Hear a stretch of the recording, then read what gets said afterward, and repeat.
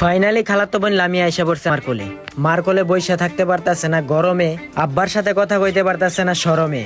লামিয়ার কথা শুনে চাচা চাচি দাদি আমরা সবাই একসাথে হাসলাম।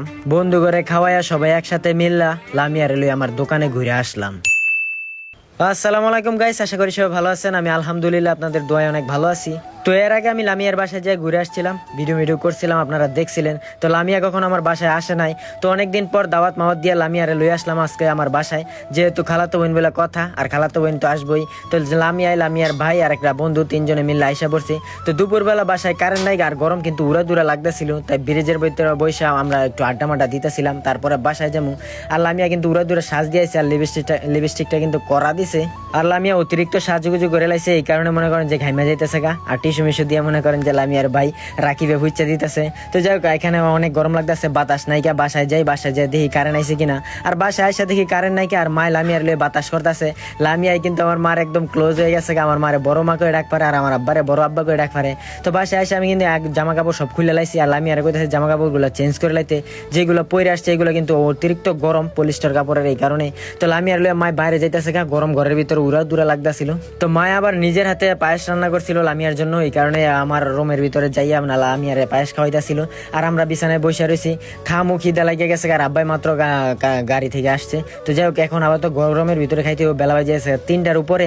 দুপুরবেলা না খাইলে আবার সহ্য হইতো না, পেটের খিদা মনে করেন যায় কাজকর্ম করেন যায় না, দুই একটা ভিডিও করবো। আর আমার চাচাই ওই যে দরজার সামনে এসে দাঁড়ায় রয়েছে, লামিয়ারে দেখে অনেক খুশি হয়েছে গা। আর লামিয়ার সাথে আমার ভাতিজি কিন্তু শয়তানি করতেছে, আর লামিয়া কিন্তু ভাতিজির বান্ধবী করে ডাক ফারতেছে একটু পরই। আর ওই দিক দিয়ে আমার ছোট চাচি এসে পড়ছে লামিয়ার দেখার জন্য। আর দেখার জন্য মনে করেন দাদি মাদি আরো যত বেড়া বেডিরা আছে সবাই এসে পড়তেছে।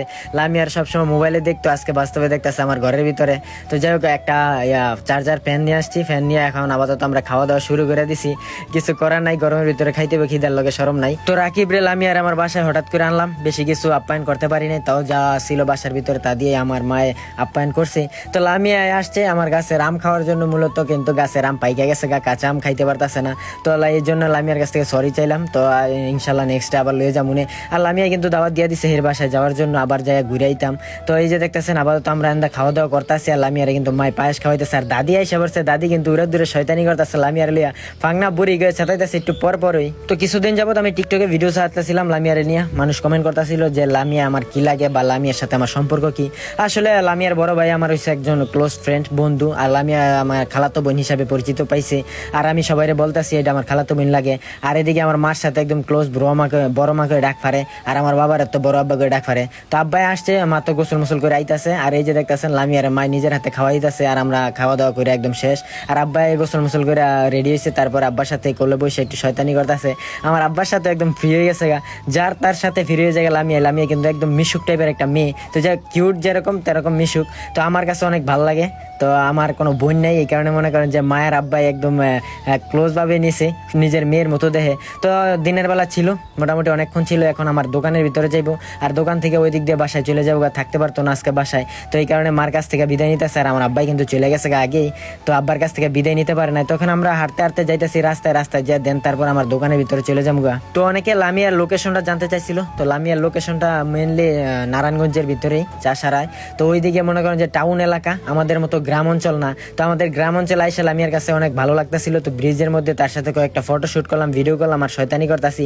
তার কিন্তু আমার এলাকাটা অনেক পছন্দ হয়েছে, এই কারণে বললাম যে আবার আইসা ঘুরে যাইও। তো সে বলছে যে আচ্ছা ঠিক আছে, আইসা ঘুরে যাও। আর ফাংনা তো জানেন একটু পর বাবু করে ডাক দেয়। আর এই যে দেখতেছেন কি শয়তানি করতেছে আমার সাথে। তো ব্রিজটা ঘুরে দেখাইলাম। আর বর্ষাকালে কিন্তু আমাদের ব্রিজ থেকে ভিউটা আরো অনেক সুন্দর দেখা যায়। তো যে বর্ষার সিজনে আবার আনমুনে আইনা ঘুরে দেখামুনি। আর যারা দেখা করতে চান তারা তো রাকিবের সাথে যোগাযোগ করতেই পারেন, আর নয়তো আমার সাথে যোগাযোগ করবেন, ইনশাল্লাহ লোকেশনটা পেয়ে যাবেন গা। তো এখন আবার দেখা করে আইসা বললাম আমার দোকানের নিচে, একদম নয়াপুর বাজার আনোয়ারা মার্কেটের নিচের তলায় আসি, আর দোতলায় আমার দোকান। তো দোকানের ভিতরে লয়ে গেলাম লামিয়ারে। আর এই যে আইনা দোকানের ভিতরে দেখতেছেন আরো ভাই ব্রাদার আসছিল। তো আর মানে এখানে বসে দোকানদারি করতেছিল। তো লামিয়ারে লয়ে একটু ঘুরাঘুরা করতেছি, আর দোকানটা ভালো করে দেখাইতেছি যে ভাইয়ার দোকানটা দেখো তো কেমন হয়েছে। তো লাইট গুলো জ্বালাই দিতেছি, লামিয়ার লয়ে 2-1টা ভিডিও করবো, তারপরে 2-1টা ফটো শুট করবো। আর লামিয়ার কিন্তু দোকানটা দেখে অনেক পছন্দ হয়েছে। তো এই কারণে ভাই ব্রাদার সবাই কিন্তু দাওয়াত দিয়ে দিতেছে। আর এই যে দোকানের ভিতরে বসে বসে থেকে দেখি বাইরে আন্দি করে বৃষ্টি নেমে পড়ছে। বাসায় ছিল গরম আর এখানে এসে দেখি বৃষ্টি নেমে পড়ছে। যাই হোক প্রকৃতিটা খুব তাড়াতাড়ি চেঞ্জ হয়ে গেছে গা। তো বৃষ্টির মধ্যে দাঁড়ায় দাঁড়ায় আমরা ওয়েদারটা দেখতেছিলাম। তো যাই হোক লামিয়া অনেকক্ষণ ঘোরাঘোরা করছে, বিকাল হয়ে গেছে গা, এখন বিদায় দিতেছি।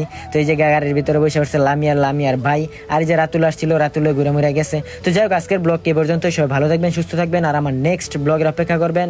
আল্লাহ হাফিজ।